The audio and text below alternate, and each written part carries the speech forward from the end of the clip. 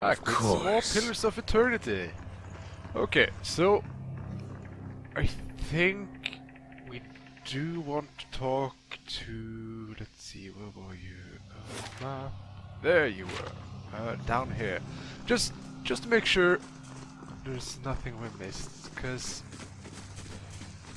I can't really find another way without the key. So we need the key. What is it now? I'd like access to North Ward. Out of the question, those patients are isolated for a reason. I've seen your records. I know what you're doing with them. Those are private! You have no right! He balls up a fist and digs his teeth into his index finger. A growl simmering beneath his breath, and a deep growl compressing his face. Fine. Speak to them for all the good it'll do you. I'm sure the discussions will be fascinating. He pulls a heavy key from one of his pockets and nearly slams it down on the floor before handing it to you. Farewell. Thank you. Now, was that so hard? Really? I don't think so. I believe it's this door. Yes? Can we? Yes, we can go. Ah, perfect. Let's drop a save. Please. Thank you. Hello? Is this my face? Tell me! Or not. Nothing we can do here. Hello? Graham. This man has look in his eyes of a haunted animal.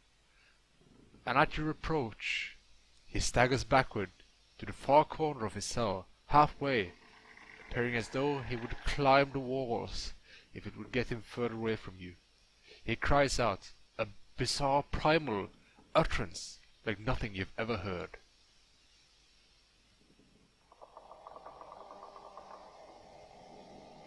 I need to ask you some questions. Graham looks at you blankly. It's unclear whether he understands you or not, but his panic has momentarily subsided. He opened his mouth to speak, but the words that come out are half-formed, as though his tongue were cut off. They are impossible for you to discern. If needed, if indeed they are words at all. I don't think he can speak anymore. Not in words, at least. This is monstrous.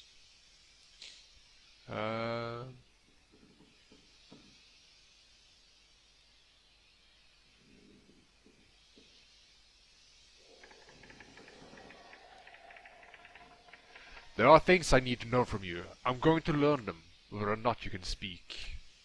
He looks at you with uncertainty. Slowly, tentatively, he steps closer to the front of his cell, and as he does so, for the first time, you can perceive his soul within your keen. It is misshapen, as though maimed by some jagged instrument, and large expanse of it has been gouged out entirely. You feel no barrier of resistance.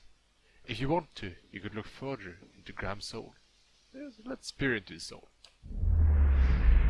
You project out towards the maimed soul in front of you, merging with it. It's confusing, and fear becomes your as it winks you into its depths. You're in your cell. A key turns. Door creaks open on neglected hinges. Thoughts come into your waves, incomplete, broken, fearful. Standing in a door is a round, balding man.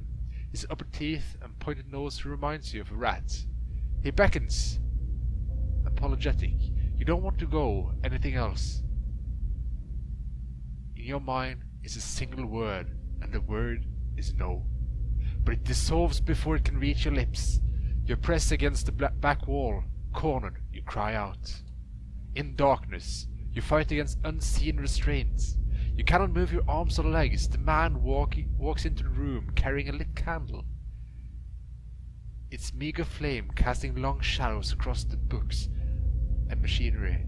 Straps bind your arms and legs. Cold metal circumscribes the crown of your head and the breadth of your chest. The man is sorry. He is in need of raw materials. They dismantle his work and he needs another source. He needs to show them he was right. He thanks you.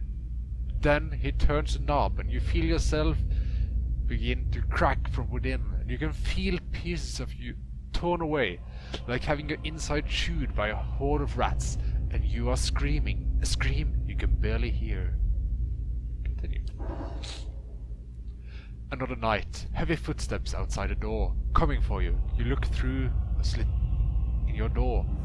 The flesh giant, the artificial being just outside, but facing you, facing the end of the hall. The boy there. The boy looks with interest at the giant, then collapses to the floor like a shed snakeskin. The giant convulses for a moment, then rights itself, turns away and leaves. Graham looks at you, still wide-eyed, but somehow more present. He nods at you, then walks back to the end of his cell. Huh.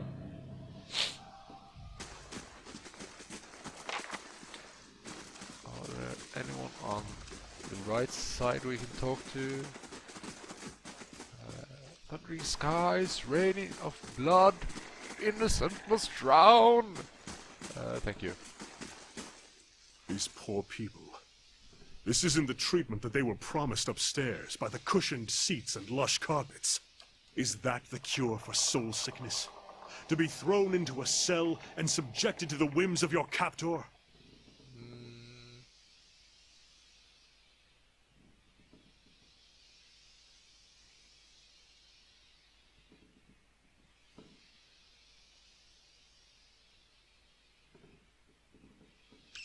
Let's see.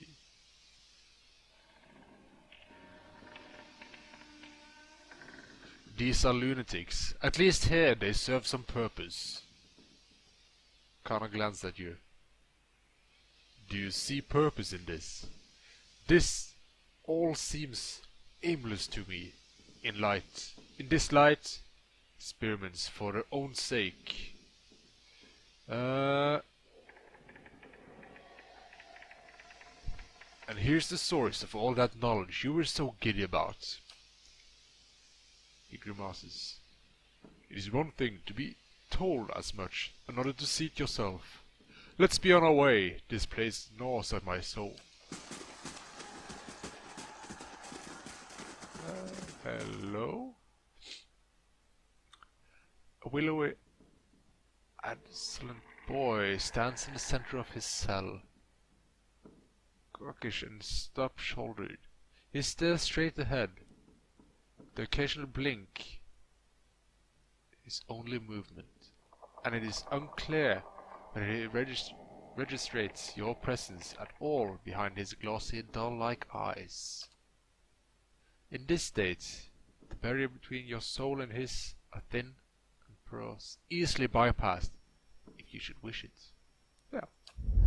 You close your eyes and edge forward towards the boy's soul, and as you near, a sudden malaise has come over you. You are cold and warm at once, sweating and shivering, and straining for breath as you did on the cavern journey. The soul you approach in this is the wrong one, a parasitic plant that strangles its host. It is predatory and pitiless, and you have crossed paths with it before. Too late does it occur to you to react, and already you feel yourself plowing into some interminable abyss of thoughts and memories. You are standing in a cell now, the same cell in the sanitarium.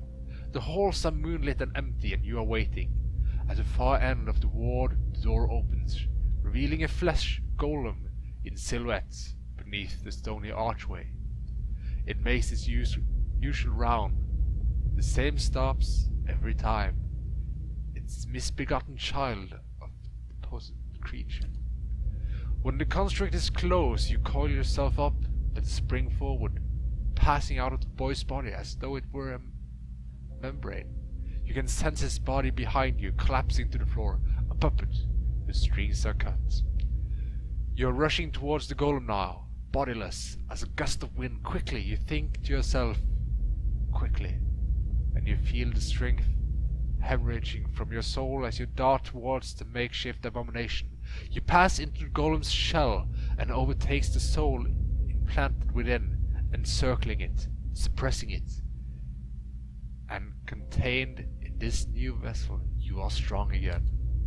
You step heavy foot down the corridors, unheeded by the other constructs. And untrustworthy eyes of the mad, coming at last to an office piled with books and scribed papers and perverse implements of animancy. You set your oversized hand upon a large machine, a net of globes and tubes and coils in the center of the room, and go to work, bending wires and unsettling alignments. Your surroundings are pulled past you, or perhaps you are pulled past them, and they dissolve into blur. When they settle into place again, you are outside on a clear day, standing in front of a crowd, stacked high above you, with tight seats of amphitheater. You are acting for the crowd, standing deliberately still, but this is no play. A balding man with rodent-like features is strapping you to a machine, the one you had tampered with. You see your arms for the first time, short and fleshy, unmistakably those of a little girl. But this body is not truly yours. Your mind still holds the same determination, the same hard-headedness as before. The body itself is cold and vacuous, unlike the others. This one has no soul of its own. The man speaks and the crowd applauds with an enthusiasm worthy of a hero's entrance. "Bear witness," he says, as he pulls the lever. The machine shivers and sparks, and a bead of sweat rolls down the side of the man's brow. But the crowd's apprehension quickly gives way to awe as the crystal globe fills with radiant mist that casts the entire theater aglow. He opens the valve, and glow crawls through the tube along the length of the copper wiring that runs to the seat of electrodes beneath your armpits. You feel nothing when it reaches you, as it should be, for you have been leading his work astray periodically for some time, altering notes and settings, and playing puppeteer for Hollowborn. You make it look how people would expect it to look when a body is infused with a soul. In a moment, the machine goes dark, and the man unstraps you, eyeing you with a scientist's concern. He looks back up at the crowd. "Behold," he says. There is obvious hesitation in his voice. Slowly, you take a plodding step forward, then another and another. You look up at the man, giving him the eye contact of which no Hollowborn is capable, and the crowd gasps. The man looks relieved. "How do you feel?" he asks at a volume meant for the crowd. And this is the moment. At the top of your lung, you let out a piercing shriek. The man comes towards you, his hands outstretched, but you run the other way, back to the machine. With all your strength, you drive your head into the crystal globe, and it shatters, stretching your head with warm blood. You dive your head down into the surface of the machine, again and again, drawing panicked scream from the crowd. But by the time the man reaches you, your body has already ceased proper function, and merely twitches on the cold ground. Satisfied, you depart the corpse in search of another unexpected host. Who could put their faith in animancy now? You are pulled again from the surroundings, transcending the boundaries of memories and lifetime, deeper and deeper past betrayals and murders, and lies upon lies from thick web of plotting beyond mortal comprehension. You settle at last on a room you have seen before, expansive with tall devices casting an odd red moonlight at the center. The room is filled with people, and the people all look at the device. You are yanked suddenly back to reality, and the once catatonic boy in the cell is looking directly at you. Appraising, calculating. There is no mistake now that this is the soul of a man who has caused you awakening. That gazes out from burrowed husk. A watcher.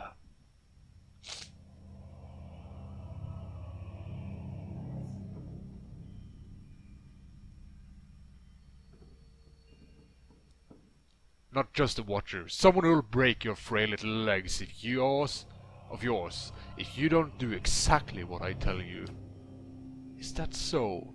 He makes no effort to hide his disinterest, but he continues to search your eyes. He makes a slight grunting noise. His eyes soften for an instant, and it seems, for the moment, that he recognizes you. He opens his mouth to speak, then seems to think better of it. Better of what he was about to say. His jaw tightens. I know your look, your hunger for answers that elude you. It gnaws at your soul. It usurps your reason for being. You are like everyone. I will help you let go. He dodges backward with a startling grace, putting himself out of reach. On his face there is no malice, only the dispassion of a farmer putting down a sick animal. Then, suddenly, he slumps forward.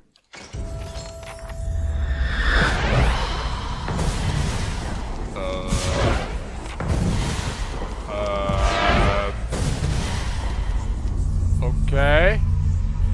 What's...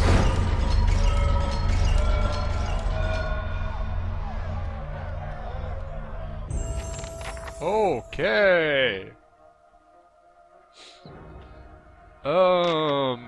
Let's see. How do you want to go about this? I think we're all gonna run inside.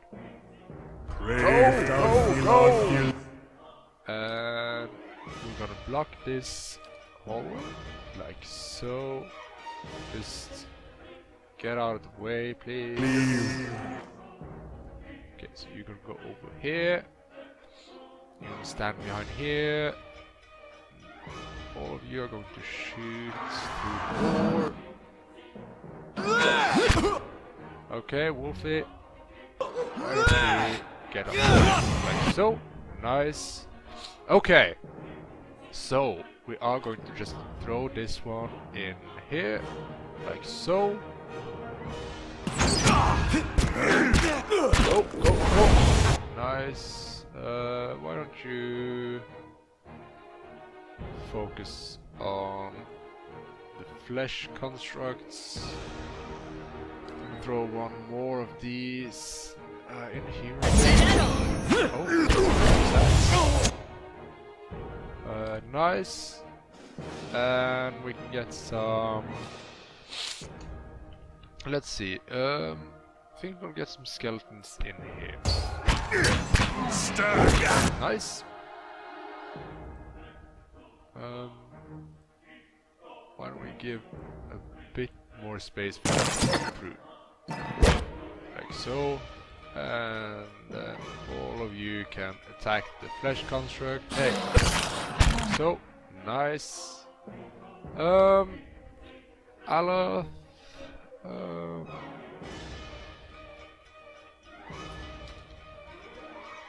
I think we're pretty good. So let's go to line. We can fire him down. Nice, and he's dead.